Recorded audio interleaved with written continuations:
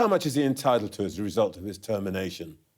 That would be negotiated between him and his employers, who were the Foreign Office.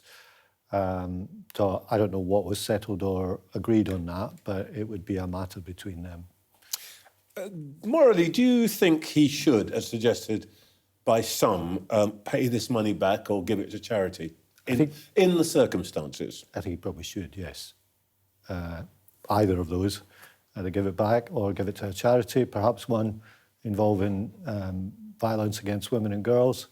I think taking a payoff in these circumstances, I don't think the public will think much of that. You and I have known him a long time. This is, if you like, a moral story. Is it a story of a degradation? I mean, how do you feel about this? I have known him for a long time. I mean, how I feel, I think, is secondary to how a lot of the women who were involved in this must feel, and other people reading about what happened to them. And that is the most important thing by far in this terrible tale. How I feel is a mixture of bewilderment, anger, and a sense of, yes, you're right, this is somebody I've known on a political level for 30 years. I was his minister, junior minister at the Department of Business during the financial crisis. And, that was a time of all hands to the pumps, banks collapsing, businesses collapsing, people wondering whether they could keep their homes or not. And the idea that he was live downloading some of the information about that to this person in America who I'd never heard of for many years afterwards, it is shocking. Do you feel the word that's been used is betrayal?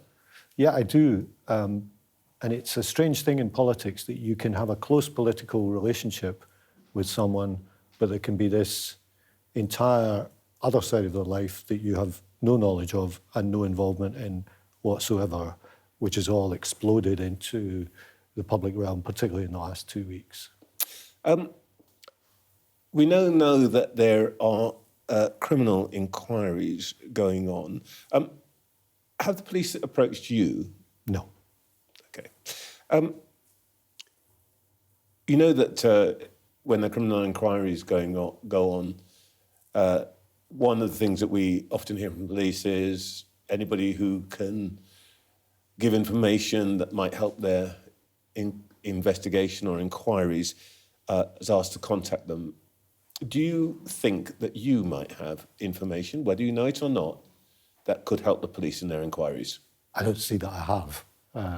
I've never heard of this person. I've never had any contact with Jeffrey Epstein, never had any contact with him in any way. I don't think I've got anything to add to this story. Do you know if the police have approached the Prime Minister? I'm not aware that they have. And can I just ask one other thing about this? I mean, you rightly have already said that the first group of people of whom one should be thinking here are Epstein's victims. Do you happen to know if the Prime Minister has met, spoken to, engaged with any of those victims? Because some of them, if not British, the crimes were committed here, as we understand it. I'm not aware that he has directly, but of course he did speak on Thursday about issuing an apology to Epstein's victims for any hurt that they had over everything that's happened over this Mandelson affair. So he has spoken on the record about it, but I don't know any further contact. The reason I ask that is because, let's say, if there had been a disaster or a murder, we've seen this time and time again. One of the things that the leader of our country does is essentially put his arm around the victims or the families of the victims. This is a monstrous set of crimes. Would it not be appropriate for the Prime Minister to do that in this situation? I think the Prime Minister's acted in good faith throughout this. He's never been involved with Jeffrey Epstein. This is all from a time before he was even an MP, let alone leader of the Labour Party or the Prime Minister. He's horrified by what has But my emerged point in is, the it's last one couple thing of for weeks. to say, and it's another thing, because we see it again and again, to actually put yourself in the room with those who have Look, suffered. I'm not saying he wouldn't do that or I'm against him doing that, but the point I'm making is I think the Prime Minister has acted in good faith here and has found himself in a situation where all this has exploded. And to go back to where our discussion began, the person who knew about this relationship with Epstein was Peter Mandelson himself. Yeah. He's the person who knew there was all this exchange of emails. He's the person who knew how many years this had been going on for. Did he give the Prime Minister any sense of that relationship? I don't think so. We will see when all the vetting materials and everything is published, as I hope it is. Okay. But I don't think, the Prime Minister is the person who had this information. Okay. The person who had this information was Peter Mandelson. All right, let's go back, if we may, to the appointment itself. Your colleague, Peter Kyle, sat in that chair and told me last autumn that the appointment of Peter Mandelson to Washington was, his words, a risk worth taking. Have a look at what he said. A decision was made that based on Peter's singular talents in this area, that the risk of appointing, knowing what was already public, was worth the risk. You obviously think differently now, but did you at the time agree with Peter Kyle that his singular talents were a risk worth taking? I think it's not understandable for your viewers without thinking about why might this appointment have been made in the first place. Why did Tony Blair appoint Peter Mandelson to his cabinet, not once but twice? Why did Gordon Brown ask Peter Mandelson to come back from Brussels to join the cabinet? And why did Keir Starmer appoint him as ambassador? The ambassador appointment, I believe, was because the view was taken that, particularly with this Trump administration, a very highly political administration, and one that was also very transactional in terms of its view of business and deals, that someone who was politically experienced, had knowledge of business and had knowledge of trade would be qualified for the job. That's why the decision to appoint Peter Mandelson was taken. There were options there. George Osborne. Yeah, and I'm sure they were considered. And I don't know what swung it quite one way or the other, but that is why this appointment was made. And I think it's impossible to understand this story without some sense of why such a decision would be taken. You will have seen this morning and in the last couple of days that some of your colleagues have let it be known that they advised against this. Deputy Prime Minister this morning, the former Deputy Prime Minister a couple of days ago. Is that true, that they advised against this appointment? I can't know whether it's true or not. And what do you make of that? Well, it's for other people to say what they advised or didn't. I don't know whether it's true, so they'll have to speak for themselves on that. And do you think it's proper for them to do that now? Again, it's up to them. I don't want to duck your questions, but that's exactly what you're doing. But they're over 21. They'll have to answer for themselves on what they're saying.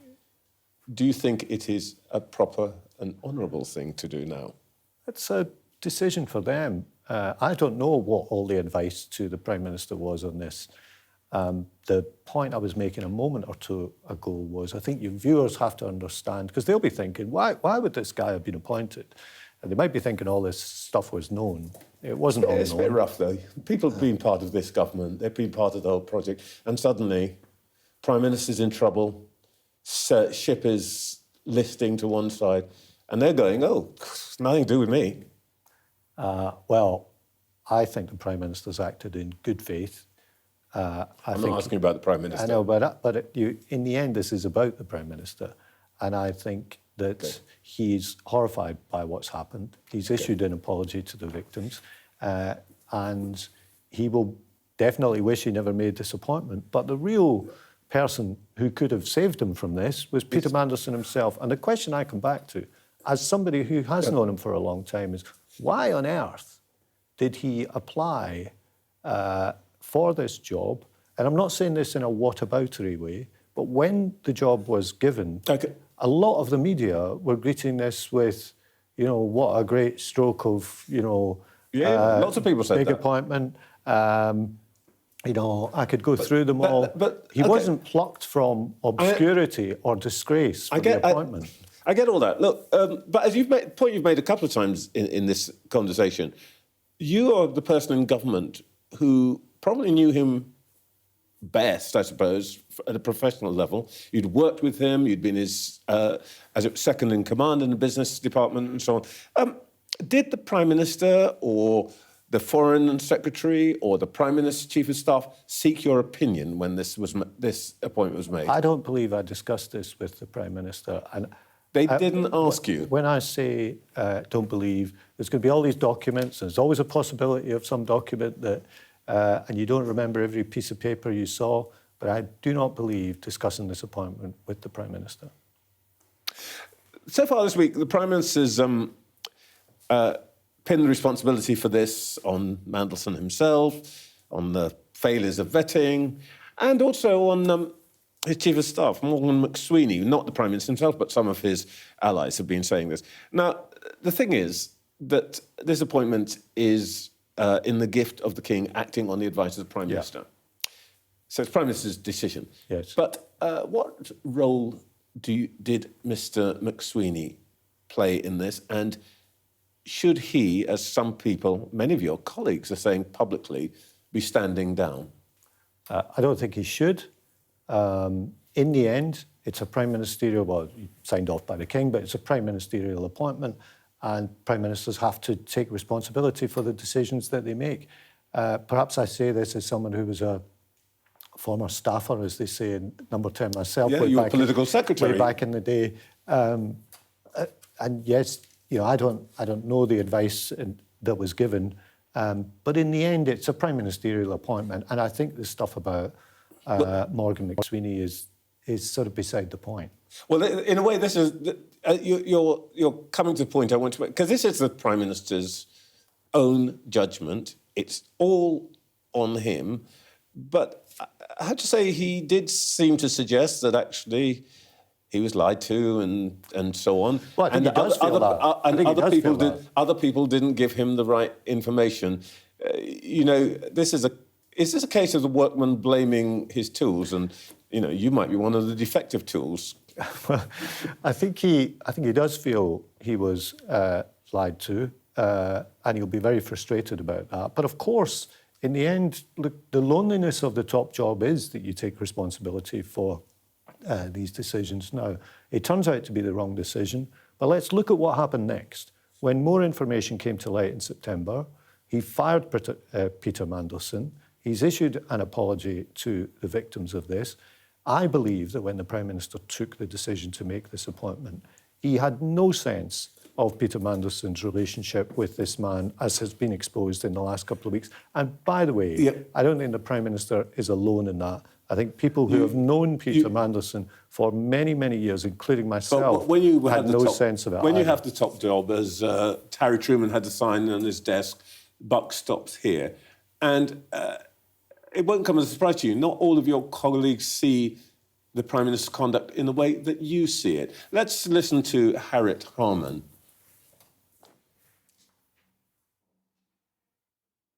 He's got to stop blaming Mandelson and saying he lied to me, because actually he should never have been considering him in the first place.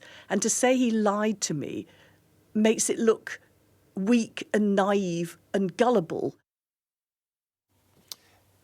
The Prime Minister never misses a chance to remind us that he was the nation's top prosecutor.